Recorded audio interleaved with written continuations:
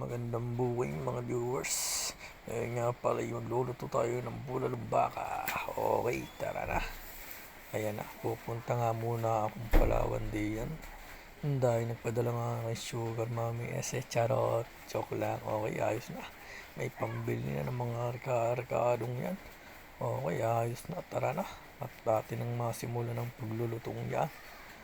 At ngayon nga pala ay ako'y nagsala na, okay na, nilagay na ang baka at nilagay na rin ang tubig at diretso na, ay takpi muna o di ka, mga 30 minuto bubuksan na at alisin ng mga bula-bula, di ka, pagkaalis lagay ng asin o di ka, asin pampaalat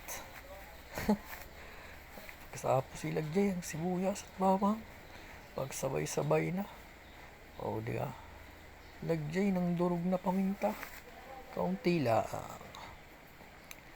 At mamaya na may lalagyan pa uli, o di ka, lagyan ng beef, ayos takpe, o di ka, o lagay ng mais, oops, lagyan ng repolyo, ano ba yun, nakakalimutan ko na sige, bahala na. Lagyan ng patis, mga kalahating bote. Ayos. Lagyan ng paminta. Di. Ang dami. Sige. Takpi at pakulo Di pagkakulong-kulo na alam na ang pinakauling ilalagay. Ayan nga pala ang repolyo. Yung palang kanini patatas. Sige. Lagyan na din ng pichay. Di ka, ibigay mga 5 minuto ayos na. Ihain ng kanin. Ay sige. Lapang na.